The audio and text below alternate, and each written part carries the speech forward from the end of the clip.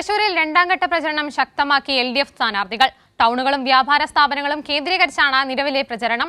കോൺഗ്രസിലും BJPയിലും വിമതശല്യം രൂക്ഷമായ തൃശൂരിൽ തികഞ്ഞ ആത്മവിശ്വാസത്തിലാണ് LDF. കൂടുതൽ വിവരങ്ങളുമായി സാരംഗ് ചേരുന്നു. സാരംഗ്, തൃശൂരിലെ തെരഞ്ഞെടുപ്പിന് ഇനി 12 ദിവസങ്ങൾ ശേഷിക്കെ എന്തൊക്കെയാണ് തെരഞ്ഞെടുപ്പ് വിശേഷങ്ങൾ? തീർച്ചയായും തൃശ്ശൂരിനെ സംബന്ധിച്ചിടത്തോളം ആവേശകരമായ രീതിയിൽ തന്നെയാണ് ഈ പ്രചരണം നടന്നുകൊണ്ടിരിക്കുന്നത്. ആദ്യഘട്ടം പൂർത്തിയാക്കി, വിജയകരമായി പൂർത്തിയാക്കി വീടുകളിലും ഒക്കെ കയറിയിറങ്ങിയാണ് സ്ഥാനാർത്ഥികൾ വോട്ട് തേടിയത്. രണ്ടാം ഘട്ടം ഈ നഗരങ്ങളിലേക്കും അതുപോലെ തന്നെ ടൗണുകളിലേക്കുമൊക്കെ ഇറങ്ങി യാത്രക്കാരെ കണ്ടും അതുപോലെ തന്നെ വ്യാപാര സ്ഥാപനങ്ങളിലേക്കൊക്കെ ചെന്നും വോട്ട് തേടുകയാണ്. എന്തിനാലും തൃശ്ശൂരിനെ സംബന്ധിച്ചിടത്തോളം തികഞ്ഞ ആത്മവിശ്വാസത്തിലാണ് ഇടതുപക്ഷമുള്ളത്. പ്രധാനമായും കരുത്തുറ്റ ഇടതുപക്ഷ സ്ഥാനാർത്ഥികളെയാണ് ഇത്തവണ രംഗത്തിറക്കിയിട്ടുള്ളത്. അത് പലതരത്തിൽ നോക്കുകയാണെങ്കിൽ വിദ്യാഭ്യാസ സമ്പന്നരായിട്ടുള്ള യുവാക്കളായിട്ടുള്ള വിവിധ മേഖലകളിൽ നിന്ന് വരുന്ന, അതുപോലെ തന്നെ വക്കീലന്മാർ, അങ്ങനെ തുടങ്ങി വിവിധ മേഖലകളിൽ നിന്ന് വരുന്ന വിദ്യാഭ്യാസ സമ്പന്നരായ എന്തുകൊണ്ടും യോഗ്യതയുള്ള സ്ഥാനാർത്ഥികളെയാണ് ഈ ഇടതുപക്ഷം കോർപ്പറേഷനിലേക്കും അതുപോലെ തന്നെ ഗ്രാമപഞ്ചായത്തിലേക്കും ബ്ലോക്ക് പഞ്ചായത്തുകളിലേക്കും ഒക്കെ തന്നെ വിവിധ തദ്ദേശ സ്ഥാപനങ്ങളിലേക്കൊക്കെ തന്നെ നിശ്ചയിച്ചിട്ടുള്ളത്.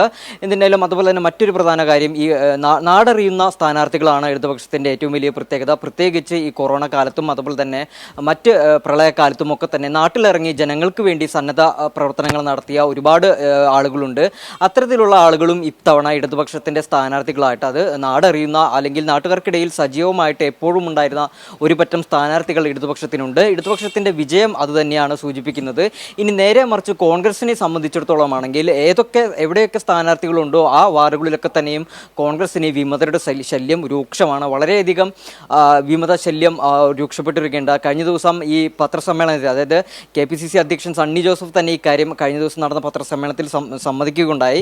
കഴിഞ്ഞ തെരഞ്ഞെടുപ്പിനേക്കാൾ കൂടുതൽ ഇത്തരത്തിൽ ഈ വിമത ശല്യം ഉണ്ട് എന്നുള്ള കാര്യം KPCC അധ്യക്ഷൻ പോലും സമ്മതിച്ചു. ഒരു തരത്തിൽ നോക്കുകയാണെങ്കിൽ പ്രധാനമായും ഈ സ്ഥാനാർത്ഥികളെ പണം നൽകിക്കൊണ്ട് ഒരു തരത്തിലും ബന്ധമില്ലാത്ത, വാർഡിലോ അല്ലെങ്കിൽ അങ്ങനെ ഡിവിഷനിലോ യാതൊരു തരത്തിലും ബന്ധമില്ലാത്ത സ്ഥാനാർത്ഥികളെ പുറത്തുനിന്നും വ്യാപകമായിട്ട് പണം നൽകിക്കൊണ്ട് അല്ലെങ്കിൽ പണം കൈപ്പറ്റിക്കൊണ്ട് ഇത്തരത്തിൽ സ്ഥാനാർത്ഥികളെ ഇറക്കുമതി ചെയ്യുന്നു എന്നുള്ളത് വലിയ വ്യാപകമായിട്ട് തൃശ്ശൂരിനകത്ത് പരാതികളുണ്ട്. അത്തരം സാഹചര്യത്തിലൂടെയാണ് അല്ലെങ്കിൽ ഒരു വലിയ പ്രതിസന്ധിയിലൂടെയാണ് ഈ കോൺഗ്രസ് കടന്നു പോകുന്നത് എന്നുള്ളത് ഏറ്റവും വലിയ എടുത്തു പറയേണ്ട കാര്യമാണ്. അപ്പോൾ കോൺഗ്രസിൻ്റെ കാര്യങ്ങൾ ഇനി എങ്ങനെയായിരിക്കും, അല്ലെങ്കിൽ കോൺഗ്രസ് എങ്ങനെയാണ് ഇനി ഈ തെരഞ്ഞെടുപ്പിനെ അഭിമുഖീകരിക്കുന്നത് എന്നുള്ളത് വലിയ ചോദ്യചിഹ്നമായിട്ട് നിലനിൽക്കുകയാണ്. പലയിടത്തും ഇത്തരത്തിൽ തർക്കങ്ങൾ ഉണ്ടാകുന്നു, തമ്മിലടി ഉണ്ടാകുന്നു, അതുപോലെ തന്നെ ഈ വിമതശല്യം ഉണ്ടാകുന്നു. ഇനി BJPയെ സംബന്ധിച്ചിടത്തോളം ആണെങ്കിലും ഇത്തരത്തിൽ വിമതശല്യമുണ്ട്. പല ഭാഗങ്ങളിലും സ്ഥാനാർത്ഥികൾക്ക് പകരമായി സ്ഥാനം നൽകിയില്ല എന്ന് പറഞ്ഞുകൊണ്ട് വിമതർ ഉയർന്നു വരുന്ന സാഹചര്യങ്ങളുമുണ്ട്. എന്തിനാലും ഇടതുപക്ഷത്തെ സംബന്ധിച്ച് വലിയ ആശയോടെയാണ്, അതായത് വലിയ പ്രതീക്ഷയോടെയാണ് മുന്നോട്ട് പോകുന്നത്. ഇനി തെരഞ്ഞെടുപ്പിന് കേവലം ദിവസങ്ങൾ മാത്രം ബാക്കി നിൽക്കെ വലിയ രീതിയിലുള്ള പ്രചരണത്തിലേക്ക് ഇടതുപക്ഷം കടന്നു.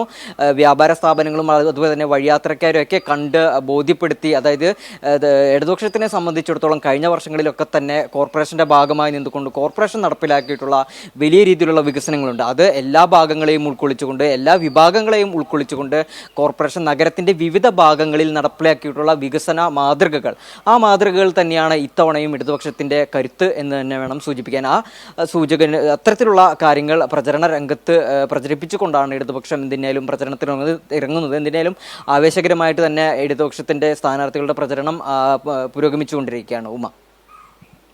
ശരി, സാരംഗാണ് തൃശ്ശൂരിലെ തെരഞ്ഞെടുപ്പ് വിശേഷങ്ങൾ പങ്കുവച്ചത്.